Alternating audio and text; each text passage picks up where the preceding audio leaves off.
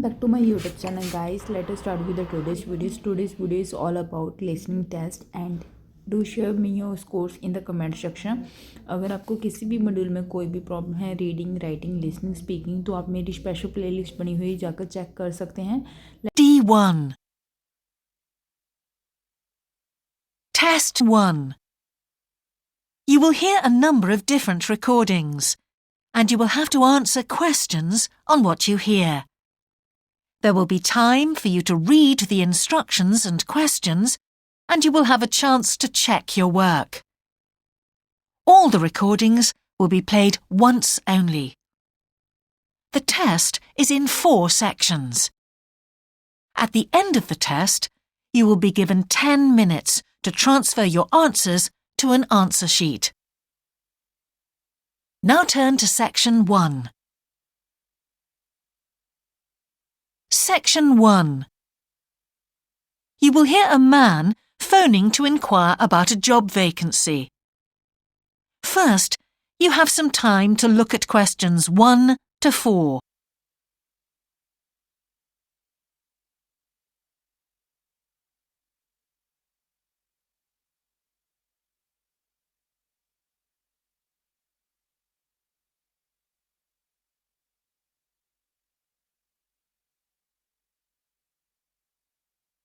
You will see that there is an example that has been done for you. On this occasion only, the conversation relating to this will be played first.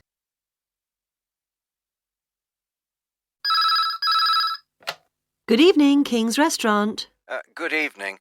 I'm ringing about the job I understand you have vacant. Oh, yes. The job vacancy is at a restaurant, so a restaurant has been written in the space. Now we shall begin. You should answer the questions as you listen, because you will not hear the recording a second time. Listen carefully and answer questions 1 to 4.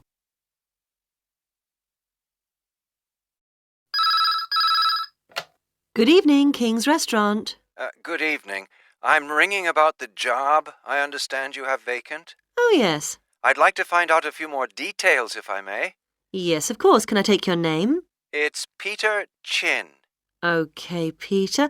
Well, if you want to ask about the job, and then if we're both still interested, we could arrange for you to come for an interview. Great, thanks. I'm afraid I missed the advert for the job, but heard about it from a friend. That's no problem at all. What would you like to know? Well, what sort of work is it? Washing up? It's answering the phone. Oh, right, fine. And not waiting at table. That'd be good. And how many nights a week would it be? Well, we're really only busy at the weekend. So 2 nights? 3, actually, so it would work out at 12 hours a week. That'd be fine. It wouldn't interfere with my studies. Are you at the university? Yes, first-year physics student. Oh, right. And because I'm not an EU national, would I need a work permit? Yes, you would. Just get your tutor to sign it. That wouldn't be a problem if I were to get the job. Where exactly is the restaurant? Well, we have 2 branches. The one we're recruiting for is in Hillsdon Road. I don't know that. How do you spell it, please? It's HILLSDUNNE Road. Got that. Thanks. Is it near a bus stop? Yes, the nearest one would probably be just beside the library. Oh, yes, I know it. That'd be fine for me. And could I ask about the pay? We're offering £4.45 an hour. That's very good. My last job was £3.95 an hour. Before you hear the rest of the conversation, you have some time to look at questions 5 to 10.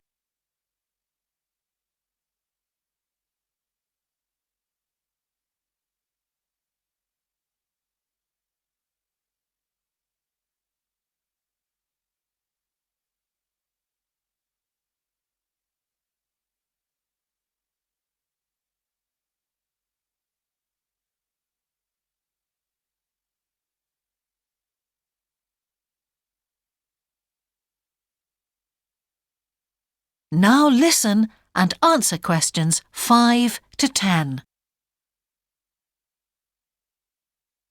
We feel it's pretty good, and we also offer some good fringe benefits. Really? Well, we give you a free dinner, so you eat well. Right. Better than hostel food. We certainly hope so. And we also offer extra pay for working on national holidays. Oh, that's a really good perk, isn't it? Yes, we think so. And then because of the difficulties of getting public transport, if you're working after 11 o'clock, we drive you home. Oh, that's good to know. Well, we'd certainly be interested in inviting you for an interview if you're still interested. Oh, yes, certainly. Could I just also ask what qualities you're looking for? Well, for this particular job, we want a clear voice, which you obviously do have. Thanks. And you must be able to think quickly, you know. Well, I hope I... So, when could you come in for an interview? We're actually quite quiet tonight. Sorry, I couldn't come tonight. Or tomorrow, I'm afraid. Thursday's okay. That'd be 22nd of October? Fine. After 5 p.m.? Yes, fine. Would 6 o'clock be okay? Perfect. And could you bring along the names of 2 referees? Yes, that's fine. No problem. Good. I look forward to seeing you. Oh, by the way, who should I ask for? Oh, yes, of course. Sorry. My name is Samira Manuja. Can you spell that, please? Manuja. Okay. I've got that. Thanks very much. Look forward to seeing you later on then. That is the end of Section 1. Section 2. You will hear a man giving a talk to new members of a wildlife club in the south of England. First, you have some time to look at questions 11 to 13.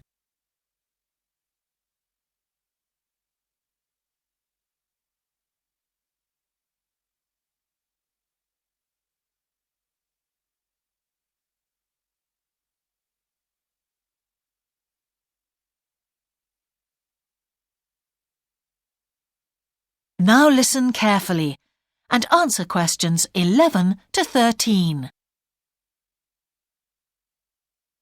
Hello, I'm delighted to welcome you to our wildlife club and very pleased that you're interested in the countryside and the plants and creatures of this area. I think you'll be surprised at the variety we have here, even though we're not far from London. I'll start by telling you about some of the parks and open spaces nearby. One very pleasant place is Halland Common. This has been public land for hundreds of years, and what you'll find interesting is that the River Ouse, which flows into the sea 80 kilometres away, has its source in the common. There's an information board about the plants and animals you can see here, and, by the way, the common is accessible 24 hours a day. Then there's Holt Island, which is noted for its great range of trees. In the past, willows were grown here commercially for basket making, and this ancient craft has recently been reintroduced. The island is only open to the public from Friday to Sunday because it's quite small, and if there were people around every day, much of the wildlife would keep away. From there, it's just a short walk across the bridge to Longfield Country Park.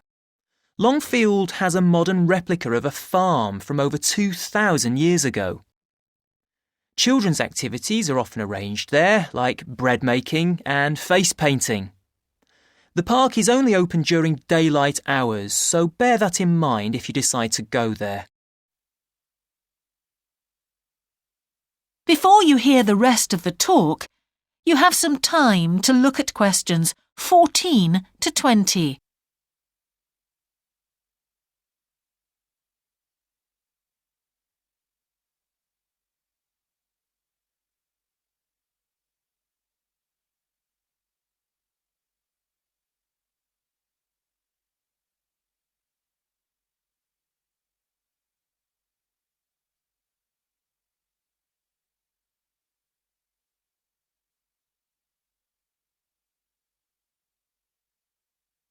Now listen and answer questions 14 to 20. Longfield Park has a programme of activities throughout the year, and to give you a sample, this is what's happening in the next few days. On Monday, you can learn about herbs and how they've been used over the centuries. You'll start with a tour of our herb garden, practice the technique of using them as colour dyes for cloth, and listen to an illustrated talk about their use in cooking and medicine. Then on Wednesday, you can join local experts to discover the variety of insects and birds that appear in the evening. We keep to a small number of people in the group, so if you want to go, you'll need to phone the park ranger a few days ahead. There's a small charge which you should pay when you turn up. I'm sure you're all keen to help with the practical task of looking after the park, so on Saturday you can join a working party. You'll have a choice of all sorts of activities, from planting hedges to picking up litter, so you'll be able to change from one to another when you feel like it. The rangers will be hard at work all day, but do come and join in, even for just a short while. One thing, though, is to make sure you're wearing something that you don't mind getting dirty or torn.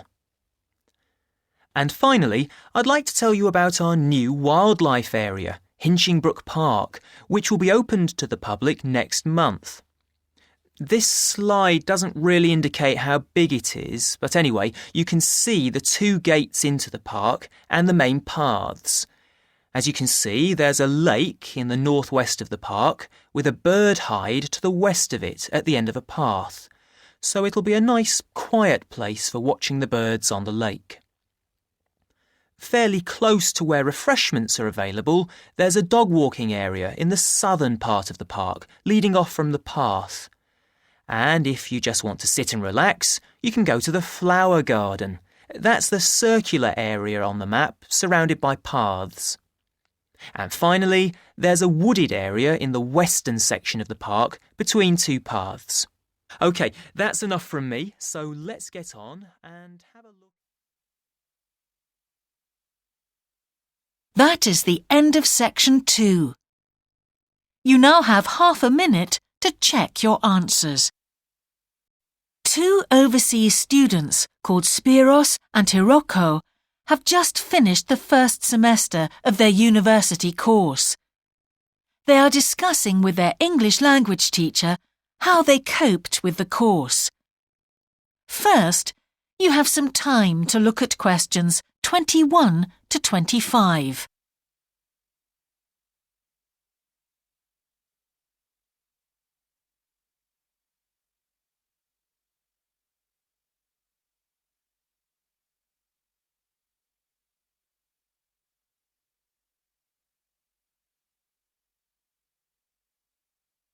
Now listen carefully and answer questions 21 to 25.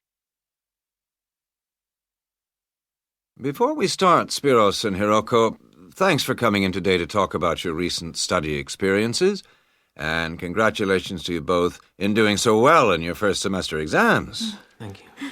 I'd like to discuss with you the value of the English for Academic Purposes course you did here last year before starting your university course. Spiros, if I could start with you, what parts of the program have now proved to be particularly valuable to you? I think that having to do a seminar presentation really helped me. For example, a couple of weeks ago in our marketing subject, when it was my turn to give a presentation, I felt quite confident. Of course, I was still nervous, but because I had done one before, I knew what to expect. Also, I know I was well prepared, and I had practiced my timing. In fact, I think that in relation to some of the other people in my group, I did quite a good job, because my overall style was quite professional. What about you, Hiroko? That's interesting. In my group, I was really surprised by the way the students did their presentations. They just read their notes aloud. Can you believe that? They didn't worry about their presentation style or keeping eye contact with their audience. And I remember that these things were really stressed to us in the course here. So, how did you approach your presentation, Hiroko? Well, to speak frankly, I read my notes too. At the time, it was a relief to do it this way, but actually, when I had finished, I didn't feel any real sense of satisfaction. I didn't feel positive about the experience at all. That's a pity. You know, although I was pleased with my presentation, I am not so pleased with my actual performance right now in the tutorials. During the whole semester, I've not said anything in our tutorial discussions.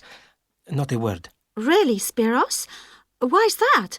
Do the other students talk too much? It's partly that, but it's mostly because I have had no confidence to speak out. Their style of speaking is so different. It's not the style we were used to during the course. They use so many colloquialisms. They're not very polite, and sometimes there seems to be no order in their discussion. Also, they are very familiar with each other, so because they know each other's habits, they can let each other into the discussion. You're right, Spiros. I have experienced that too. Before you hear the rest of the conversation, you have some time to look at questions 26 to 30.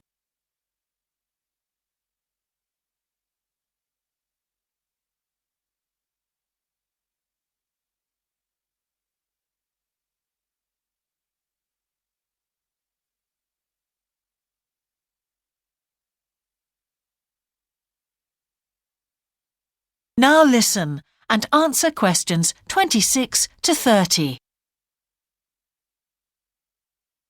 For most of this semester, I've said absolutely nothing in tutorials. But recently, I've been trying to speak up more, and I just jump in, and I've noticed an interesting thing. I've noticed that if they thought my point was interesting or new, then the next time they actually asked for my opinion.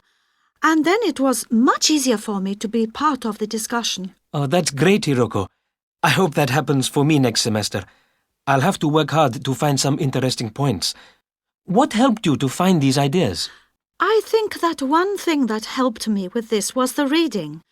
I've had to do so much reading this semester just to help me make sense of the lectures. At first, I couldn't understand what the lectures were talking about, so I had to turn to the books and journals. Every night I read for hours, using the lists of references that were given, and I made pages of notes. At breakfast, I read and read my notes again. This habit has helped me to follow the ideas in the lectures, and it's also given me some ideas to use in the tutorials. But I did so much reading anyway. I don't think there's any time left over for anything extra.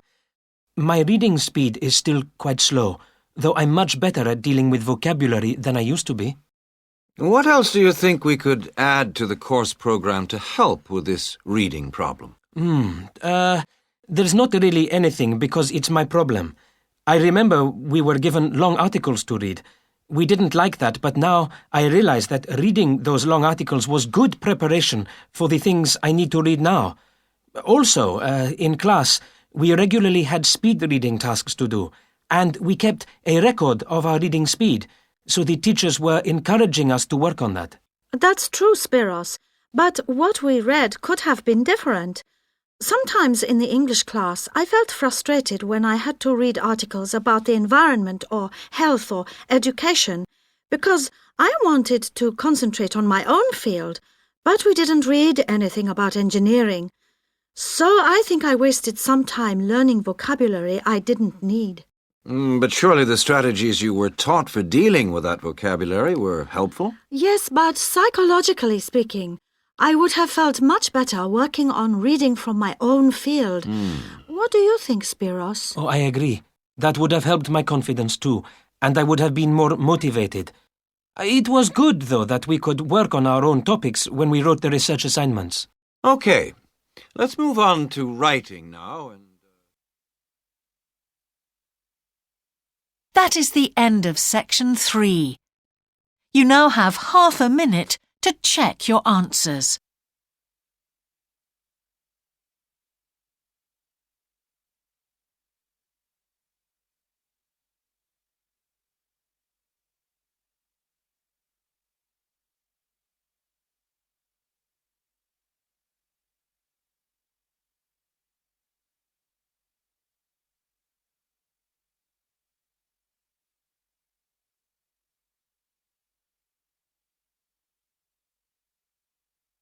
Now turn to section 4.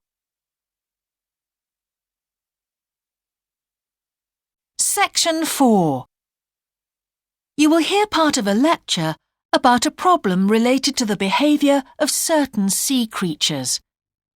First, you have some time to look at questions 31 to 40.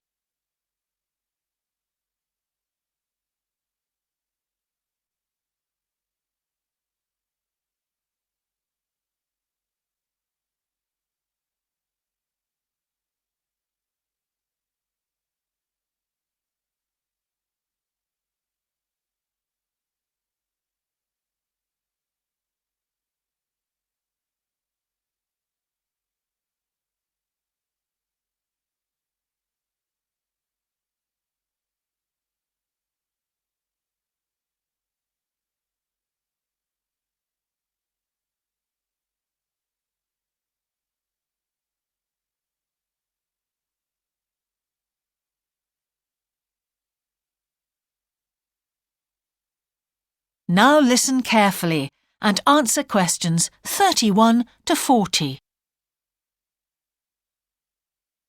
Good afternoon, everyone. Well, with some of you about to go out on field work, it's timely that in this afternoon's session I'll be sharing some ideas about the reasons why groups of whales and dolphins sometimes swim ashore from the sea right onto the beach and, most often, die in what are known as mass strandings. Unfortunately, this type of event is a frequent occurrence in some of the locations that you'll be travelling to, where sometimes the tide goes out suddenly, confusing the animals. However, there are many other theories about the causes of mass strandings. The first is that the behaviour is linked to parasites. It's often found that stranded animals were infested with large numbers of parasites. For instance, a type of worm is commonly found in the ears of dead whales. Since marine animals rely heavily on their hearing to navigate, this type of infestation has the potential to be very harmful. Another theory is related to toxins or poisons. These have also been found to contribute to the death of many marine animals. Many toxins, as I'm sure you're aware, originate from plants or animals. The whale ingests these toxins in its normal feeding behaviour, but whether these poisons directly or indirectly lead to stranding and death seems to depend upon the toxin involved. In 1988, for example, 14 humpback whales examined after stranding along the beaches of Cape Cod were found to have been poisoned after eating tuna that contained saxitoxin, the same toxin that can be fatal in humans.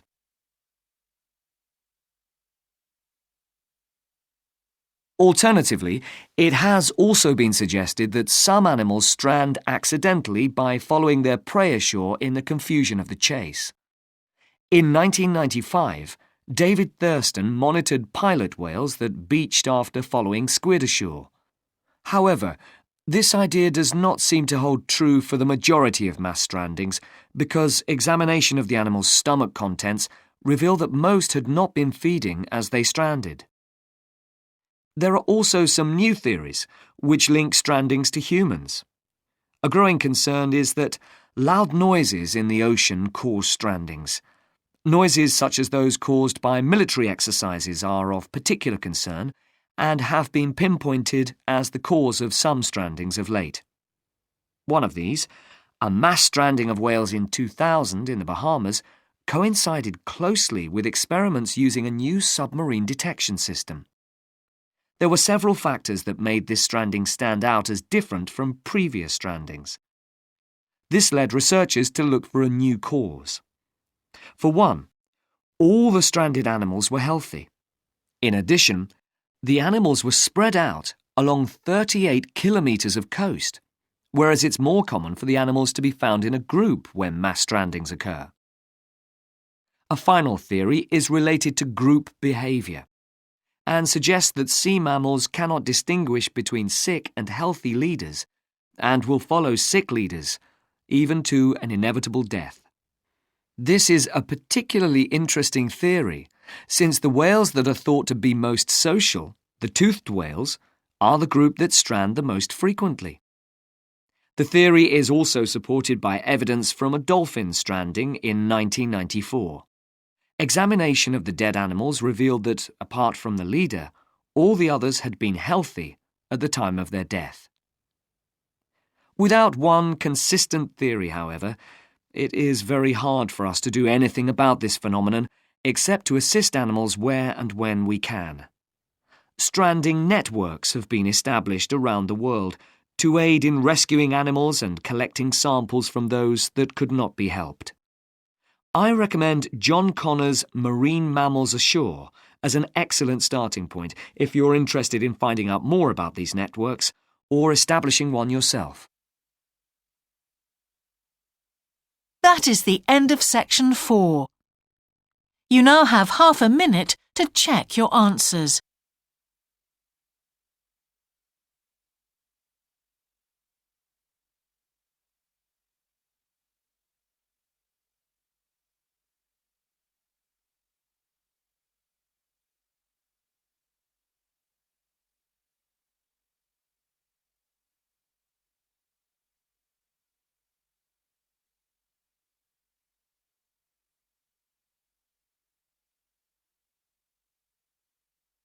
That is the end of the listening test. In the IELTS test, you would now have 10 minutes to transfer your answers to the answer sheet.